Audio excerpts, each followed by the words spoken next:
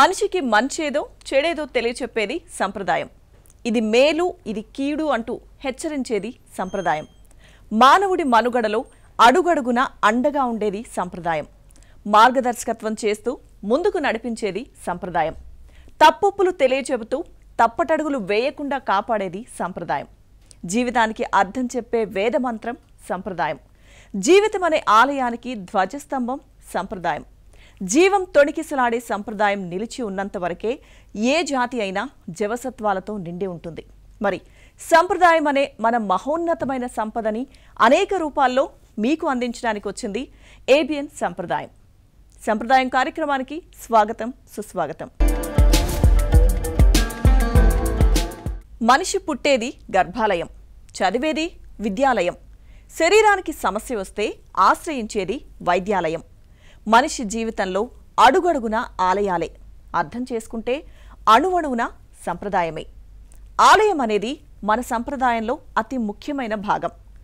ఆలయంలో ఉండేది ఆచారం మాత్రమే కాదు, కళ, శాస్త్రం, విజ్ఞానం అన్నీ కలబోసుకున్న ప్రదేశమే ఆలయం అవుతుంది.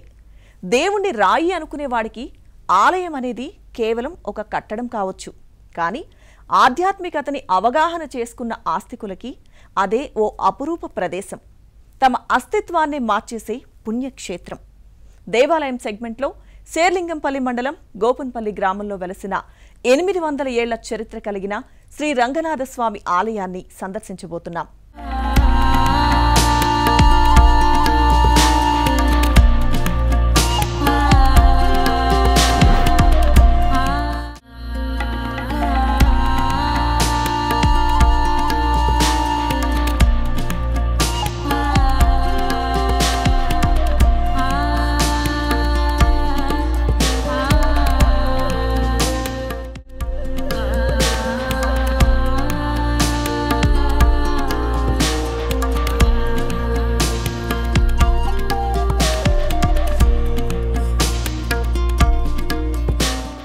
ఆలయం లోపలికి రాగానే మనం లోపలికి వెళ్ళడానికి గుహ మార్గం ఉంటుంది. ఇప్పుడు ఆ గుహ మార్గంలో ఆ స్వామివారిని దర్శించుకుంటాం.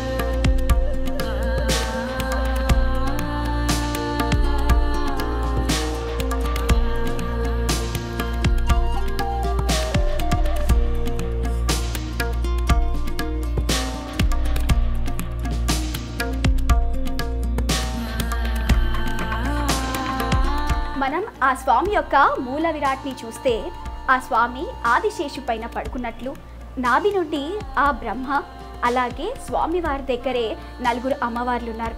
గోదాదేవి, లక్ష్మీదేవి, భూదేవి, నీలాదేవి, అలా 4 ఉన్నారు. అలాగే స్వామివారి కింద ఏనుగులతో పైకి వైకుంఠ ద్వారానికి వెళ్ళే మార్గం అయితే కనిపిస్తుంది. అలాగే పైన చూసుకున్నట్లయితే స్వామి యొక్క దశావతారాలు కనిపిస్తున్నాయి.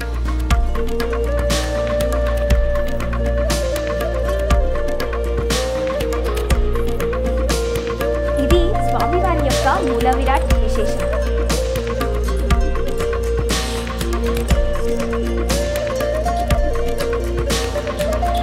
ఇదే ఆలయంలో మరో విశేషం ఉంది.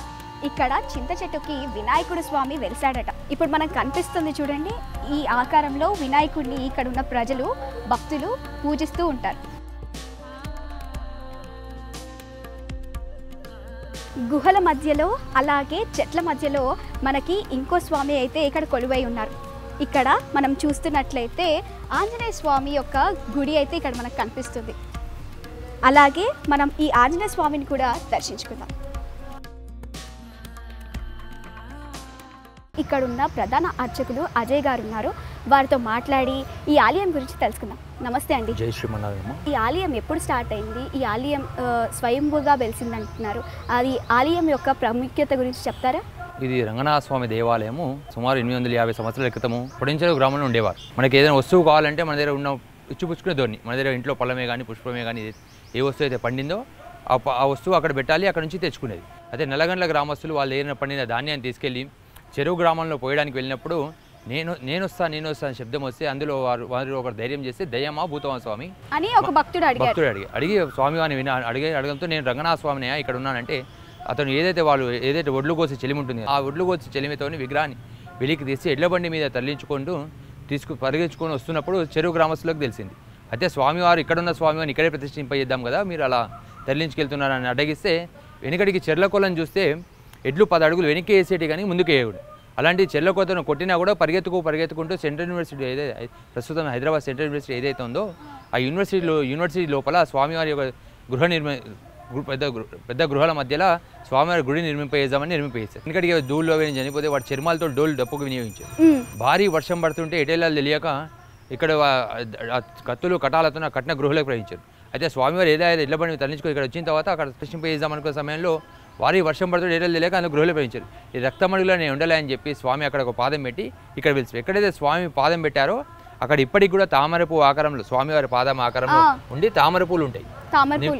నిత్యం తామరపూలు ఉంటాయి. అక్కడ ఏంటంటే రాక్ గార్డెన్స్ అని హైదరాబాద్ సెంట్రల్ యూనివర్సిటీ స్టూడెంట్స్ ఇప్పుడు అందరూ కూడా నిత్యం వెళ్తూ ఉంటారు అక్కడ. ఆలయం ఏ నాటిది? మా పెనుముత్తాతలు 800 సంవత్సరాలు అంటున్నారు.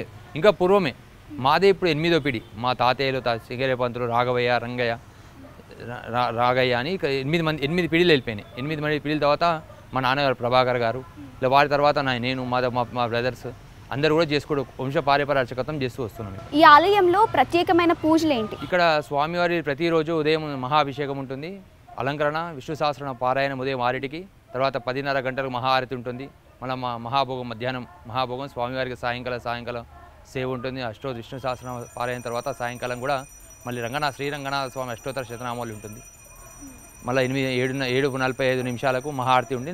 అంటే ఇక్కడికి వచ్చిన భక్తులకి ఎలాంటి కోరికలు నెరవేరేవి? ఇక్కడ ఎవరు వచ్చినా కూడా స్వామివారే స్వయం వింటారమ్మా. ఇక్కడ ఏంటంటే చాలామంది భక్తులు వస్తుంటారు, స్వామి మేము ఇక్కడ వచ్చామని చెప్పి ఇక్కడ వచ్చాము పలానా పని ఇట్లా అనుకున్నాం, ఇలా అయిపోయింది, స్వామివారి దయ వల్ల మాకు మంచి జరిగిందని భక్తులే ఇక్కడ మనకి ఏదైనా అవసరం ఉన్నా ఏదైనా కార్యం మన అలంకరణ కానీ ఏదైనా భక్తుల సహకారంతో దేవాలయం అభివృద్ధి చేస్తుంది. కొంచెం అదే ఆలయం లోపల మన విగ్రహాన్ని చూస్తున్నట్లయితే విగ్రహానికి ఒక ప్రత్యేకమైన ఆకర్షణ కనిపిస్తుంది. విగ్రహాన్ని గురించి మీరు ఏమైనా చెప్తారా? ఇక్కడ స్వామివారు ఏంటంటే మనం చిరుమందహాసం చూస్తున్నారు అనుకోండి, స్వామివారు మనం చూస్తూ నవ్వుతున్నట్టు ఉంటారు.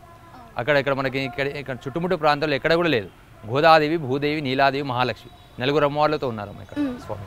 అక్కడ దశావతారాలు కూడా పైన కనిపిస్తున్నాయి. దశావతారాలు ఉన్నారు, మళ్ళీ సప్త ఆల్వార్లు 7 మంది ఆల్వార్లు ఉన్నారు, పండిత ఆల్వార్లు ఉన్నారు, సప్త ఆల్వార్లు ఉన్నారు, జయ విజయులు. ఇంట్లో ఎవరికైనా సంతానం లేని వారికి ముడుపు కడితే స్వామివారి ఇంట్లో నుంచి కూడా కోరిక ముడుపు కట్టుకొని వచ్చి తర్వాత వచ్చి కట్టినా కూడా 100% సంతానం అవుతుంది. ఇక్కడికి వచ్చిన భక్తులకి నెరవేరుతుంది. మగ సంతానం లేని వాళ్ళు కూడా సంతానం కావాలని చెప్పి కోరిన ముడుపులు కడతారు. ఇక్కడ వచ్చి మీరు ఏదైతే సమస్య ఉందో సమస్య ఇక్కడ స్వామివారే వింటుంటారు. ఏదైనా సరే చెప్తే స్వామి నాకు ఇలా పరిధానం వస్తుంది, ఏదైనా కోరిక ఉందని కోరుకుంటే నెరవేరుతుంది. అదే ఇప్పుడే చూస్తుంటే మనకి గుహలో కనిపిస్తున్నాడు ఆ స్వామి. ఇప్పుడు ఈ టెక్నాలజీలోనే ఇంత ఉంటే అప్పటి రోజుల్లో ఇంకా చీకటి ప్రాంతంలో ఉండేది. ఇక్కడ అప్పుడు పూర్వము నా చిన్నతనంలో 100 రామచిలుకలు ఉండేవి అమ్మ. ఏదైతే కొండ కనిపిస్తున్న కొండ ఉందో దాని మీద మొత్తం శనగలు నానబెట్టి పోస్తే మొత్తం వచ్చి కూర్చొని భోజనం చేసేది. స్వామివారికి కానీ ఎంత చూసే కనుల విందు ఉంటుంది. ఇప్పుడు అన్నీ రాను అంతరించిపోయా కానీ చాలా బాగుండేది. స్వామివారిని ఏ కోరిక కోరినా ఆ కోరిక నెరవేరుతుంది అంటున్నారు. సో స్వామి గురించి మరిన్ని విషయాలు, ఎవరికి ఎంత పెద్ద సమస్య ఉన్నా కూడా స్వామివారికి ఇక్కడ చెప్తే కోరిక 100% నెరవేరుతుంది స్వామి. జై శ్రీమన్నారాయణ. 800 సంవత్సరాల నాటి ఈ ఆలయాన్ని మనమైతే దర్శించుకున్నాం. అలాగే ఆ స్వామి యొక్క విశిష్టత అయితే మనం ఈరోజు తెలుసుకున్నాం.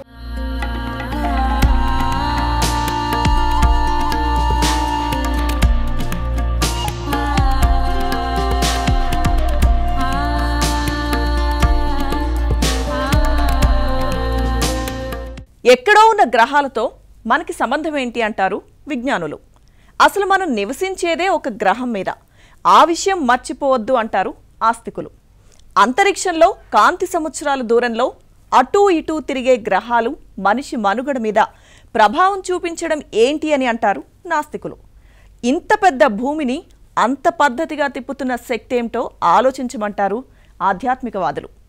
రాసులు, చక్రాలు, ఫలాలు, ఫలితాలు, గ్రహాలు, అనుగ్రహాలు, విశ్వాసాలు, విజ్ఞానవాదాలు, ఈ చర్చలన్నీ పక్కన పెట్టి ఆలోచిస్తే రాశి ఫలాలన్నవి మన సంప్రదాయంలో ఒక విడదీయలేని భాగం. మరి ఈ వారం గ్రహాల అనుగ్రహాలు, వివిధ రాసుల వారి ఫలాలు ఎలా ఉన్నాయో చూద్దాం. బ్రహ్మశ్రీ శంకరమంచి శివసిద్ధాంతి గారు మీకు వాటిని వివరిస్తారు.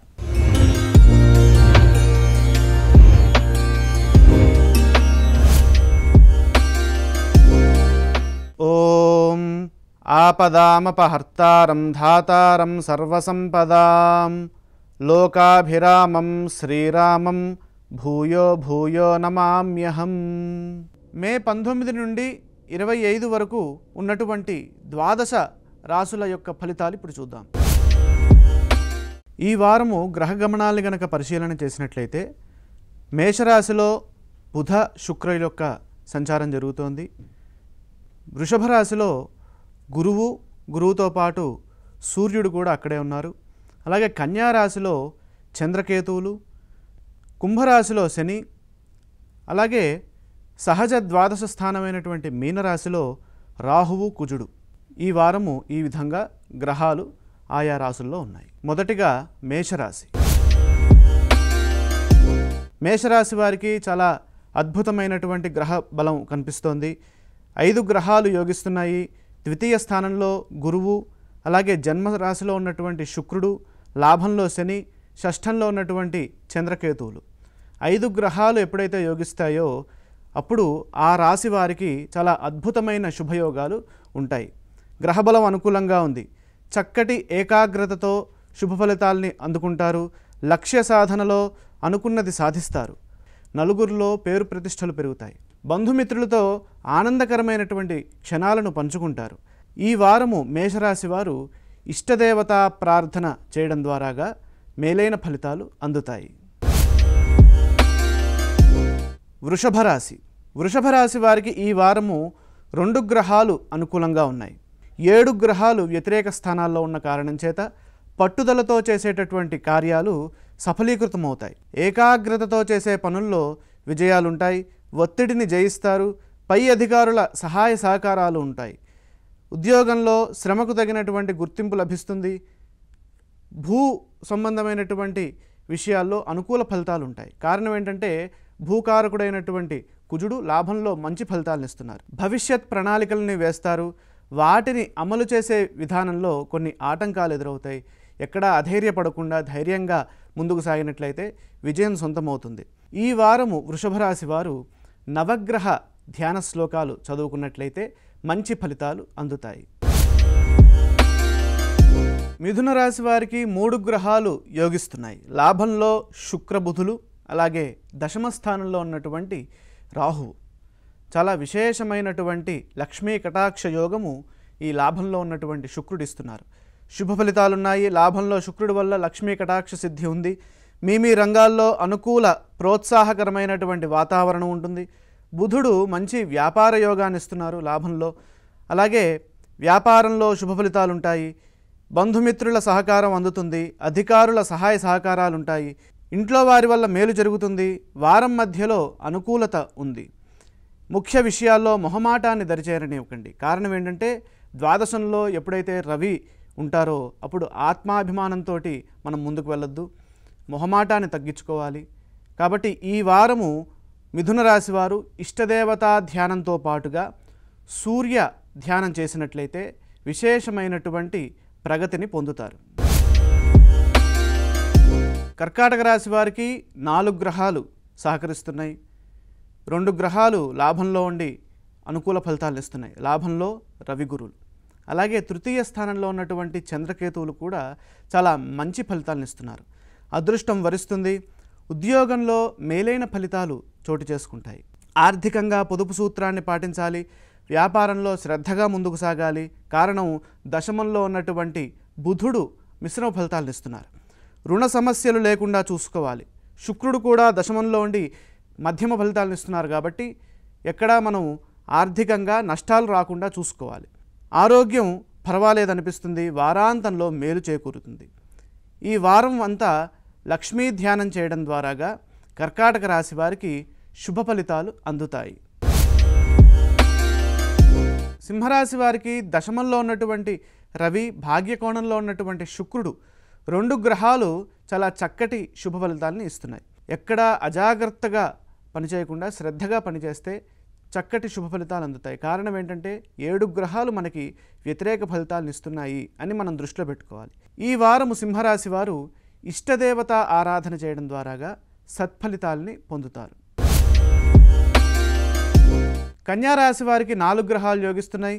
జన్మరాశిలో చంద్రుడు, భాగ్యంలో గురువు, అష్టమంలో శుక్రుడు, 6వ రాశిలో శని. 4 గ్రహాలు అనుకూలిస్తున్నప్పుడు అదృష్టం చాలా చక్కగా ఉంటుంది. అదృష్టవంతులవుతారు. మీ రంగాల్లో మంచి ఫలితాలను అందుకుంటారు. సిరి సంపదలు పెరుగుతాయి.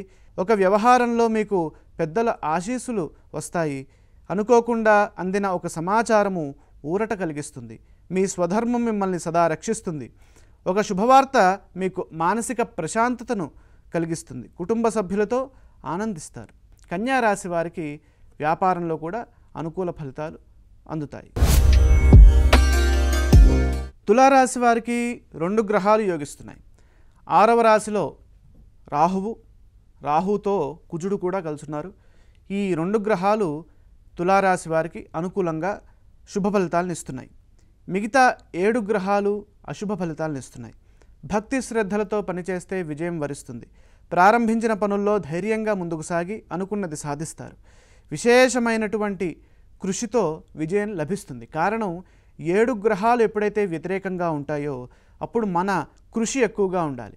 7 గ్రహాలు వ్యతిరేకంగా ఉన్నాయి అంటే గ్రహబలం తగ్గింది అని మనం గుర్తించాలి. కాబట్టి కృషి పెంచాలి. వ్యాపారంలో మిశ్రమ ఫలితాలు ఉన్నాయి. కారణం సప్తమంలో ఉన్నటువంటి బుధుడు మిశ్రమ ఫలితాలు ఇస్తున్నారు. ప్రయాణాల్లో జాగ్రత్తలు అవసరం. నవగ్రహ శ్లోకాలు చదువుకోవడం ద్వారాగా తులారాశి వారికి అనుకూల ఫలితాలు అందుతాయి.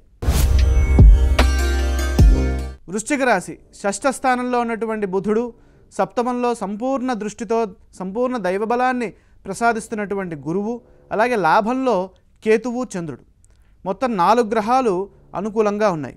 శుభకాలం నడుస్తోంది. మీ రంగాల్లో అనుకూల వాతావరణం ఉంటుంది. వ్యాపార యోగాలు అనుకూలంగా ఉంటాయి. ప్రయత్నాలు ఫలిస్తాయి. స్వస్థాన ప్రాప్తి ఉన్నది. అద్భుతమైన విజయాలు సాధిస్తారు. ఏ పని మొదలుపెట్టినా ఇట్టే పూర్తవుతుంది. 6వ రాశిలో శుక్రుడు అనుకూలంగా లేరు కాబట్టి లక్ష్మీ ధ్యానం చేసుకోవడం ద్వారాగా ధనధాన్య వృద్ధి పెరుగుతుంది. ధనుస్సు రాశి వారికి 5 గ్రహాలు శుభాన్నిస్తున్నాయి. 6వ రాశిలో ఉన్నటువంటి రవి, 5లో శుక్రుడు, తృతీయ స్థానంలో ఉన్నటువంటి శని, అలాగే దశమంలో చంద్రకేతువులు. ఈ 5 గ్రహాలు చాలా విశేషమైన రాజయోగాన్ని ఇస్తున్నాయి. శుభయోగం ఉన్నది. వృత్తి ఉద్యోగ వ్యాపారాల్లో అనుకున్నది దక్కుతుంది. చేపట్టే పనుల్లో స్పష్టత పెరుగుతుంది. బాధ్యతలను విజయవంతంగా పూర్తి చేస్తారు. ఆశించిన ఫలితాలు వస్తాయి. సమయాన్ని సద్వినియోగం చేసుకుంటూ ముఖ్య విషయాల్లో సందర్భోచిత నిర్ణయాలు తీసుకోండి. బంగారు భవిష్యత్తు ఉంది. ఆర్థికంగా అనుకూలమైన కాలం. చేపట్టిన పనుల్లో కొన్ని సమస్యలు ఎదురైనా నిరంతర ప్రయత్నంతో అనుకున్నది సాధిస్తారు. ఈ వారము ధనుస్సు రాశి వారు మహాలక్ష్మి ఆరాధన చేసుకోవడం ద్వారాగా సత్ఫలితాలని పొందుతారు.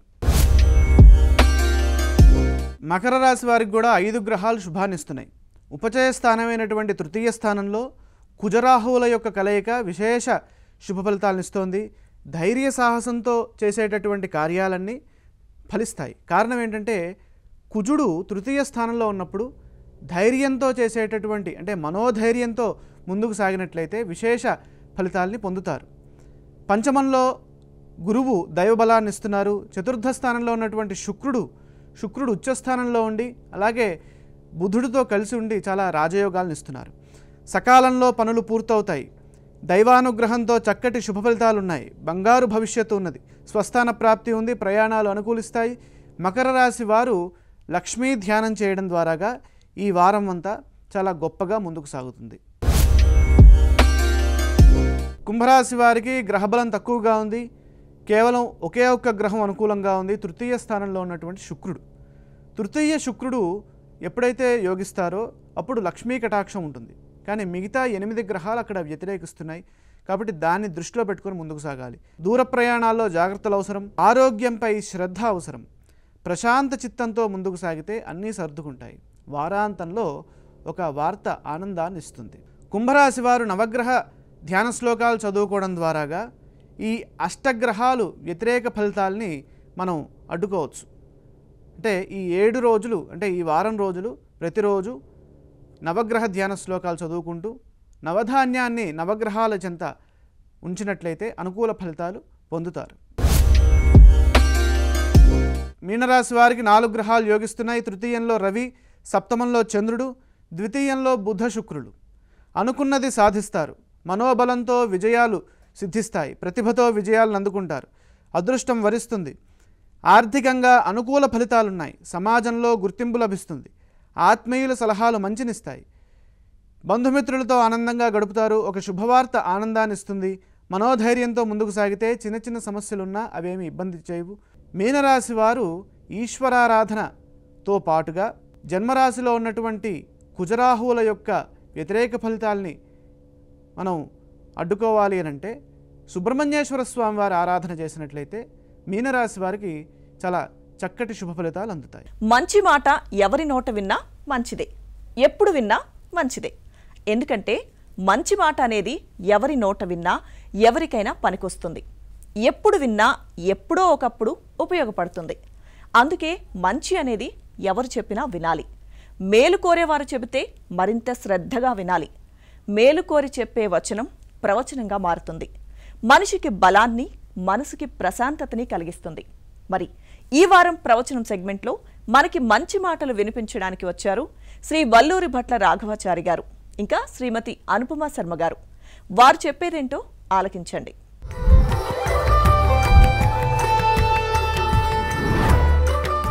బంగారం అంటే ఆడవాళ్లకెంత ప్రాణమో వేరేగా చెప్పక్కర్లేదు.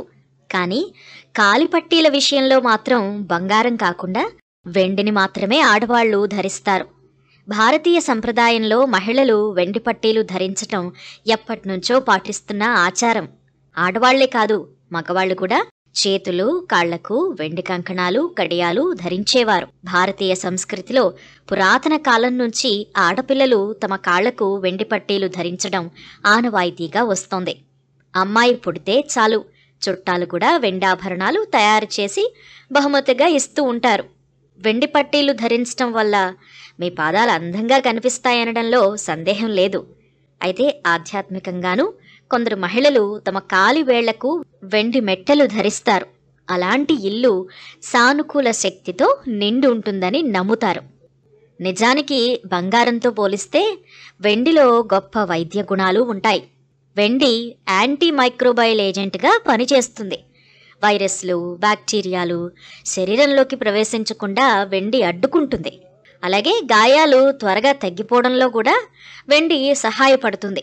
అందుకే వెండికి అంత విలువ. వెండికి బ్యాక్టీరియాను చంపే శక్తి ఉంది. వేల సంవత్సరాల క్రితం నావికులు బ్యాక్టీరియాను నాశనం చేయడానికి వాటర్ బాటిళ్లలో వెండి నాణాలు వేసుకుని తర్వాత వాటిని తాగేవారట. దానివల్ల వారు ఆరోగ్యకరమైన నీరు తాగేవారట. కాళ్లకు వెండి మాత్రమే ఎందుకు ధరిస్తారు అంటే, ఒకప్పుడు ఎక్కడికి వెళ్లాలన్నా కాలినడకనే వెళ్లాల్సుండేది. పూర్వం రవాణా వ్యవస్థ అంత గొప్పగా ఉండేది కాదు.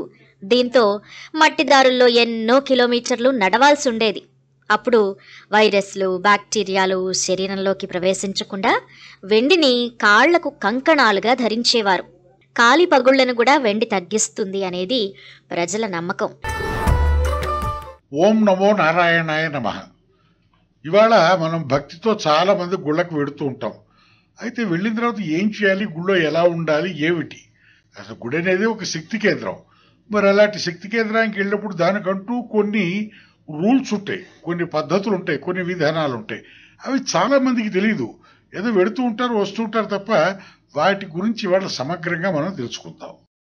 ఆలయాన్ని ప్రదక్షిణగా చుట్టి రావడానికి ముందే ఓసారి దేవుడికి నమస్కారం చేసుకోవాలి.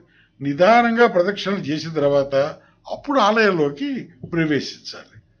ఆ తర్వాత ప్రదక్షిణ చేసే సమయంలో తప్ప ఇంకెప్పుడు దేవాలయం ధ్వజస్తంభం నీడని కానీ ప్రాకారాన్ని కానీ వాటిని దాటకూడదు. ఇక దేవాలయంలో దేవునికి వీపు భాగం చూపిస్తూ ఎన్నడూ కూడా కూర్చోకూడదు. ఎవరు కూర్చుంటారు, వస్తారు చాలా మంది, వాళ్ళకి అక్కడ కూడా బాడీ లాంగ్వేజ్ ఉంది, దానికి కూడా ఒక విధానం ఉంది. కాబట్టి ఎప్పుడు కూడా భగవంతుడికి వీపు చూపిస్తూ కూర్చోకూడదు.